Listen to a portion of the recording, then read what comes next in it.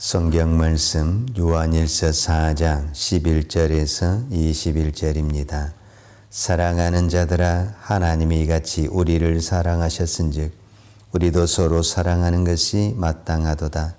어느 때나 하나님을 본 사람이 없으되 만일 우리가 서로 사랑하면 하나님이 우리 안에 거하시고 그의 사랑이 우리 안에 온전히 이루느니라. 그의 성령을 우리에게 주심으로 우리가 그 안에 거하고 그가 우리 안에 거하시는 줄을 아느니라. 아버지가 아들을 세상의 구주로 보내신 것을 우리가 보았고 또 증거하노니 누구든지 예수를 하나님의 아들이라 시인하면 하나님이 저 안에 거하시고 저도 하나님 안에 거하느니라. 하나님은 우리를 사랑하시는 사랑을 우리가 알고 믿었느니 하나님은 사랑이시라. 사랑 안에 거하는 자는 하나님 안에 거하고 하나님도 그 안에 거하시느니라. 이로써 사랑이 우리에게 온전히 이룬 것은 우리로 심판날에 담대함을 가지게 하려 함이니 주의 어떠하심과 같이 우리도 세상에서 그러하니라. 사랑 안에 두려움이 없고 온전한 사랑이 두려움을 내어 쫓나니 두려움에는 형벌이 있음이라. 두려워하는 자는 사랑 안에서 온전히 이루지 못하였느니라. 우리가 사랑함을 그가 먼저 우리를 사랑하셨음이라. 누구든지 하나님을 사랑하노라 하고 그 형제를 미워하면 이는 거짓말하는 자니 보는 바 그 형제를 사랑치 아니하는 자가 보지 못하는 바 하나님을 사랑할 수 없느니라. 우리가 이 계명을 주께 받았나니 하나님을 사랑하는 자는 또한 그 형제를 사랑할지니라. 아멘. 요한복음, 요한 1, 2, 3서와 요한계시록은 사도 요한이 기록을 했습니다. 우리가 요한복음에서도 또한 요한 1, 2, 3서 또 요한 1서 1장에서 4장까지 오면서 사도 요한이 계속 강조한 말은 하나님의 사랑입니다. 요한복음에 우리가 잘 아는 요절 말씀이 있는데 그게 요한복음 3장 16절입니다. 요한복음 3장 16절 하나님이 세상을 이처럼 사랑하사 독생자를 주셨으니 이는 저를 믿는 자마다 멸망치 않고 영생을 얻게 하려 하심이라. 이렇게 기록을 하고 있습니다. 하나님이 우리를 이렇게 사랑하셨다라는 표현을 하고 있고 오늘 요한일서 4장 11절에 보면 사랑하는 자들아 하나님이 이같이 우리를 사랑하셨은즉 우리도 서로 사랑하는 것이 마땅하도다. 자, 요한복음 3장 16절에서는 하나님이 세상을 이처럼 사랑하사, 거기서는 이처럼 사랑하사 했어요. 그것은 뭐냐면 독생자를 십자가에 죽이기까지 우리를 사랑하셨다. 그 말이죠. 오늘 요한 1서 4장 11절에서는 사랑하는 자들아 하나님이 이같이 우리를 사랑하셨은지 그랬어요. 자, 하나님이 사랑이 어떻게 표현됐다라는 것을 사도 요한은 표현하고 있죠. 하나님이 독생자 예수를 십자가에 죽이기까지 우리를 사랑하셨다. 그러면 우리는 사도 요한은 당연히 어떻게 이야기됩니까? 우리도 하나님을 위해서 이렇게 사랑을 해야 된다. 우리가 이렇게 말할 수 있잖아요. 그런데 사도 요한은 그렇게 이야기를 하지 않아요. 본문 4장 11절에 보면 사랑하는 자들아 하나님이 이같이 우리를 사랑하셨으니 우리도 이렇게 하나님을 사랑해야 된다. 이렇게 표현하지 않냐고 우리도 서로 사랑하는 것이 마땅하다. 그러니까 사도 요한은 하나님이 우리를 사랑했다. 그리고 우리는 하나님을 사랑해야 된다. 그런데 우리가 하나님을 사랑하는 것은 하나님을 사랑하는 것이 아니라 이웃을 사랑하는 것이, 형제를 사랑하는 것이 곧 하나님을 사랑하는 것이다 라고 이야기를 하고 있습니다. 이거는 사도 요한이 이렇게 이야기를 하는 것이 아니라 성경이 그렇게 이야기를 하고 있다라는 겁니다.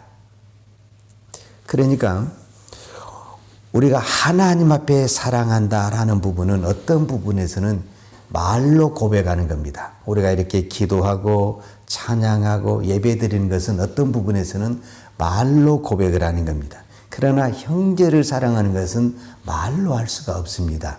눈에 보이기 때문에. 하나님은 눈에 보이지 않잖아요. 그러니까 우리가 말로 하면 돼요. 나 하나님 사랑합니다. 우리가 기도할 때도 하나님 사랑합니다. 그렇다고 한다면 그 사랑이 무엇으로 나타나야 되냐면 형제를 사랑하는 것으로 나타나야 되는데, 여기서 특별히 형제는 나에게 좋은 감정을 가지고 있는 그 형제가 아니라 어떤 부분에서는 나를 힘들게 하고 나를 핍박하고 나의 원수 같은 그 사람을 사랑하는 그것이 하나님을 사랑하는 것이다 라고 말하고 있습니다. 자, 요한일서 3장 18절, 이것도 우리가 유명한 말씀이죠. 자녀들아, 우리가 말과 혀로만 사랑하지 말고 오직 행함과 진실함으로 하자. 왜 사도 요한이 요한 그 교회에 보내면서 이런 말을 하겠어요? 교회 사람들이 말로 사랑을 다 하나님 앞에 고백합니다. 기도할 때마다, 찬양할 때마다 하나님을 사랑합니다. 이렇게 고백을 합니다. 그런데 실제적으로 형제를 사랑하지 않습니다. 바로 이 부분입니다. 형제를 사랑하지 않는 그 사랑은 하나님을 사랑하는 것이 아니다. 이렇게 성경을 말하고 있습니다. 그래서 요한일서 4장 20절에 우리가 방금 읽은 말씀은 누구든지 하나님을 사랑하노라 하고 그 형제를 미워하면 이는 거짓말을 하는 자니 보는 바 그 형제를 사랑하지 아니하는 자가 보지 못하는 바 하나님을 사랑할 수가 없느니라. 그러니까 하나님을 사랑한다라고 고백하면서 보이는 형제도 사랑하지 못하는 사람이 어떻게 보이지 않는 하나님을 사랑할 수 있느냐라고 말을 하고 있습니다. 그러니까 우리는 보이지 않는 하나님을 사랑하는 것은 쉽다라는 겁니다. 내가 고백하면 돼요. 그러나 보이는 이 형제, 그 보이는 형제는 나를 힘들게 하고 있고 나에게 고통을 주고 있고 어떤 부분에서는 원수 같은 사람입니다. 그 사람을 사랑한다는 그것이 진정한 하나님을 사랑하는 것이다 라고 말하고 있습니다. 예수님은 마태복음 25장에서 이와 동일한 말씀을 하고 있습니다. 예수님이 마태복음 25장에 보면 왼쪽과 오른쪽을 구별하는데 그게 양과 염소입니다. 오른쪽이 염소고 왼쪽이 염소입니다. 즉 오른쪽이 양이고 왼쪽이 염소라는 거죠.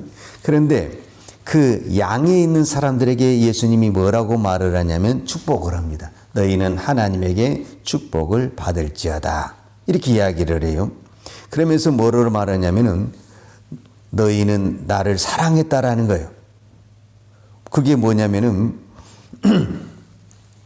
내가 줄일 때 너희가 먹을 것을 주었고 목마를 때 마시게 하였고 나그네 되었을 때 영접하였고 벗었을 때 옷을 입혔고 병들었을 때 돌아봤다. 그런데 의인들이 대답하기를 우리는 그렇게 한 적이 없다는 거예요. 우리는 주님에게 그렇게 한 적이 없습니다. 그랬을 때 그 예수님이 뭐라고 하냐면 임금이 대답하여 가라사대 내가 진실로 진실로 내게 이르노니 너희가 여기 내 형제 중에 지극히 작은 자 하나에게 한 것이 곧 내게 한 것이라. 이렇게 말씀하고 있습니다. 그러니까 실제적으로 이 사람은 예수님에게 이렇게 한 적이 없고 소외되고 연약한 자들에게 우리가 말하는 헐벗었을 때 가난했을 때 도와준 그것이 결국은 누구에게 한 것이라고 말하고 있냐면 하나님에게 예수님에게 한 것이다 라고 이야기를 하고 있습니다. 그러니까 오늘 요한일서와 동일하게 우리가 예수님을 사랑한다라고 하면서 그 형제들을 사랑하지 않는 것은 결국은 예수님을 사랑하지 않는 것과 같다라고 말하고 있는 겁니다. 저는 오늘 이 사랑에 대해서 이야기를 할 때 사도 요한이 중요하게 말한 것 중에 하나를 오늘 말씀을 드리고 싶습니다. 4장 15절에 보면 누구든지 예수를 하나님의 아들이라 시인하면 하나님이 저 안에 거하시고 저도 하나님 안에 거하느니라 그랬어요. 자, 이게 무슨 말이냐 하면 예수는 하나님의 아들이시다. 이걸 입으로 시인하라는 거예요. 이거를 시인하면 하나님이 내 안에 있고 그 다음에 우리가 하나님 안에 거한다. 이렇게 말을 하는 겁니다. 자, 우리는 신앙의 고백을 할 때마다 예수님은 하나님의 아들이십니다. 라고 고백을 합니다. 이 고백을 사람들 앞에서 하라는 겁니다. 우리는 이 고백을 언제 하냐면은 예배 시간에 합니다. 기도 시간에 합니다. 찬양할 때 합니다. 그러지 말고 사람들 앞에서 이것을 고백을 하라는 겁니다. 시인을 하라는 겁니다. 이게 어떤 얘기냐 하면 이때 당시 예수님도 그렇고 베드로도 그렇고 사도 요한도 그렇고 예수님이 하나님의 아들이시다. 여러분 예수님이 왜 십자가에 돌아가시지 않습니까? 내가 하나님의 아들이다. 이 말을 해서 죽은 겁니다. 이 말을. 그런데 이 말을 누구 앞에서 시인하라고 그러냐면은 사람들 앞에서 시인하라는 겁니다.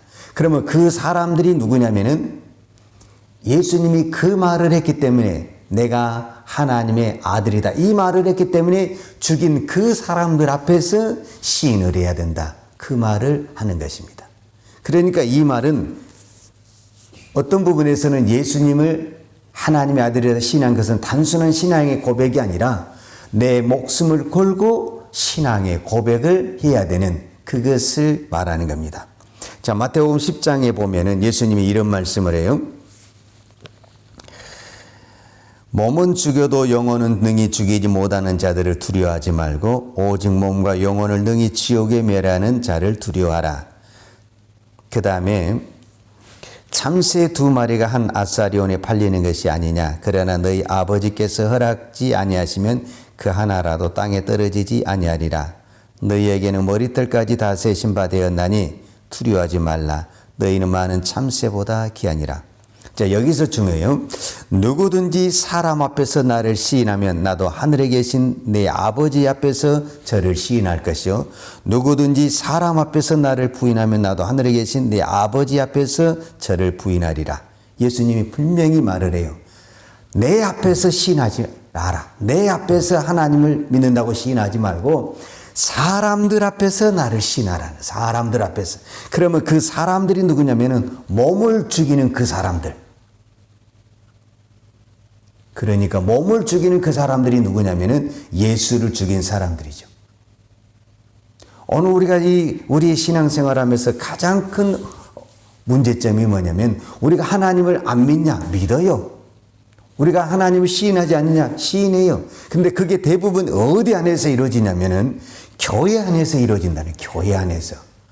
진정한 우리의 신앙과 믿음은 어디에서 나타나야 되냐면 세상에서 안 믿는 사람에서 조롱하고 멸시하고 우리를 핍박하는 그 사람 앞에서 우리의 믿음이 나타나고 예수는 하나님의 아들이십니다. 그 사람들 앞에 당당하니 말을 해야 되는 거죠. 그런데 우리가 그렇게 말을 하게 되면 우리는 왕따를 당한다든지 손해를 본다든지 억울한 누명을 쓸 수도 있다라는 겁니다. 그런데 왜 사도 요한이 이 말을 이렇게 강조하냐면 본인이 그랬다는 거예요. 본인이.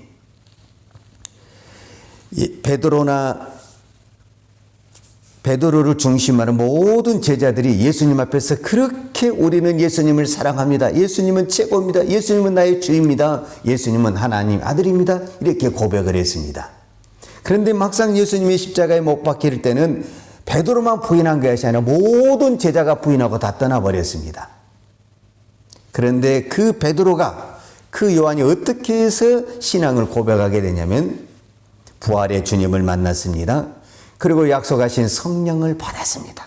그 이후로 베드로와 요한은 어떤 사람이 됐냐면 더 이상 예수님을 부인한 사람이 아니라 예수님은 하나님의 아들이십니다를 고백했고 그것을 시인했고 그러다가 우리말로 순교를 당했고 감옥에도 가고 고난을 당했다라는 것입니다.